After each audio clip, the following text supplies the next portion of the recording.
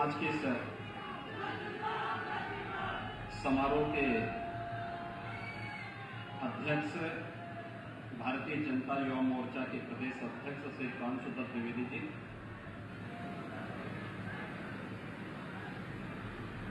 उत्तर प्रदेश सरकार में मेरे वरिष्ठ सहयोगी जल शक्ति मंत्री डॉक्टर महेंद्र सिंह जी, खेल एवं युवा कल्याण विभाग के मंत्री सुपेंद्र तिवारी जी, भारतीय जनता पार्टी के प्रदेश के महामंत्री श्री सुब्रत पाठक जी, युवा मोर्चा के राष्ट्रीय महामंत्री श्री वैभव सिंह जी,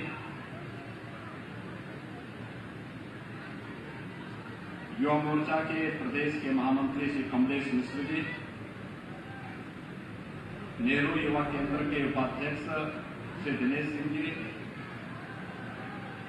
भारतीय जनता पार्टी के जिला के अध्यक्ष श्री कृष्ण कुमार मोदी जी, अपर मुख्य सचिव युवा कल्याण श्रीमती डिम्पल वर्मा जी, आज के इस समारोह में उपस्थित खेल निदेशक श्री आर.पी. सिंह जी, प्रशासन और पुलिस के हमारे सभी वरिष्ठ अधिकारीगण, आज के समारोह में उपस्थित युवा मोर्चा, भारतीय जनता पार्टी समेत ग्राम पंचायत से जुड़े हुए सभी उपस्थित भाइयों बहनों और प्यारे बच्चों,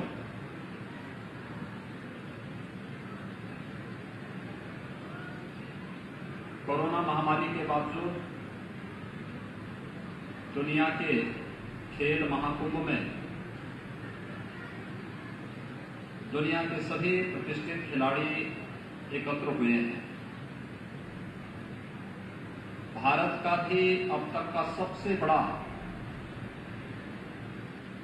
खिलाड़ियों का प्रतिनिधिमंडल इस खेल महाकुंभ में गया है।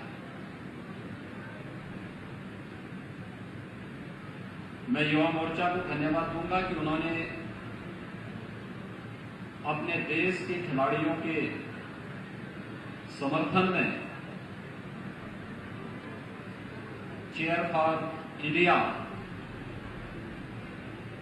यानी खेलो इंडिया जीतो इंडिया के भाव के साथ इस कार्यक्रम को यहां पर आयोजित किया है। पूरे देश के अंदर युवा मोर्चा के द्वारा ये आयोजन हो रहे हैं। आपकी भावनाएं भारत के खिलाड़ियों तक अवश्य पहुंचेंगी, इसलिए भी पहुंचेंगी क्योंकि भावनाओं का परस्पर स्पंदन उन्हें एक नई ऊर्जा देगी। जब मेरे पास युवा मोर्चा के राष्ट्रीय महामंत्री इस प्रस्ताव के साथ आए तो मैंने कहा, शहरी क्षेत्र में किसी बड़े स्टेडियम की बजाय अगर हम ग्रामीण क्षेत्र में जाएंगे तो अच्छा होगा।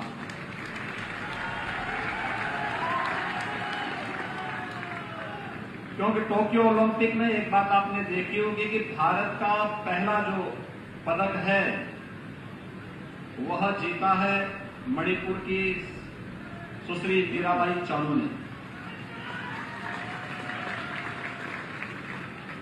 एकदम ग्रामीण पृष्ठभूमि से जुड़ी हुई एक सामान्य परिवार की बालिका, और उन्होंने देश के लिए पहला पदक इस टोक्यो ओलंपिक में जीता है। आज ये कार्यक्रम यहां पर हो रहा है। मैं विश्वास के साथ कह सकता हूं कि इस कार्यक्रम की आहट के साथ भारतीय खिलाड़ियों का प्रदर्शन में जो निखार देखने को मिला है, पूरे देश की भावनाएं अगर 136 करोड़ की आबादी की भावनाएं अपने खिलाड़ियों के साथ ऐसे जुड़ेंगी तो अधिक से अधिक पदक हम लोग ले आने में सफलता प्राप्त अवश्य भारत को होगी। और भाइयों बहनों, ये भावनाएं हर खिलाड़ी के प्रति हमारी होनी चाहिए, क्योंकि एक खिलाड़ी अपने लिए नहीं खेलता, देश के लिए खेलता है। अगर वह किसी अंतर्राष्ट्रीय प्रतिस्पर्धा का में भागीदार है तो देश का नाम वहां पर आगे बढ़ाने का कार्य करता है। एक खिलाड़ी अगर राष्ट्रीय किसी प्रतियोगिता में भागीदार बन रहा है तो अपने प्रदेश का प्रतिनिधित्व वहां पर करता है। अगर प्रदेश स्तरीय किसी प्रतियोगिता में भागीदार है तो अपने क्षेत्र या जनपद की सम्मान को वह आगे बढ़ाने का कार्य करता है और बिना किसी परवाह के बगैर अपने प्रदर्शन पर फोकस करता है। आज आपने भारतीय टीम के खेल का प्रदर्शन देखा होगा, कितना जोरदार खेल था भारतीय महिला हॉकी टीम का। मैं उन सबको हृदय से बधाई देता हूं, आप सब की ओर से हृदय से बधाई देता हूं, अपनी शुभकामनाएं देता हूं। और ये तय है कि अब तक का जो प्रदर्शन है, हमारे कई खिलाड़ियों ने, कई टीमों ने अपना पदक पक्का कर लिया। उनकी खेल के प्रति रुचि ने इस महामारी को धता बताते हुए उन्होंने जिस प्रकार का प्रदर्शन वहां पर किया है या कर रहे हैं, वह निश्चित ही भारत की पदक की तालिका को और भी ज्यादा बढ़ाने का कार्य करेगा। हम सब जानते हैं खेल के गतिविधियों को आगे बढ़ाने के लिए ही आदरणीय प्रधानमंत्री जी ने देश के अंदर खेलो इंडिया खेलो के एक अभियान को गांव-गांव तक पहुंचाने का कार्य किया और उन्हीं की प्रेरणा से हम लोगों ने प्रदेश के अंदर हर गांव में खेल का मैदान हो। प्रयास होना चाहिए कि अधिकतर गांवों में हम लोग ओपन जिम का निर्माण भी कर सकें, खेल की गतिविधियों को तेजी से आगे बढ़ा सकें। इसके लिए युवक मंगल दल और महिला मंगल दलों का गठन करते हुए उन्हें खेल किट भी उपलब्ध करा सकें। स्पोर्ट्स किट की जो उन लोगों को उपलब्धता कराई गई है पिछले 3-4 वर्षों के दौरान, इससे गांव-गांव में एक नई अभिरुचि जागरूक हुई, उसमें देखने जागरूकता उसके लिए मिली है।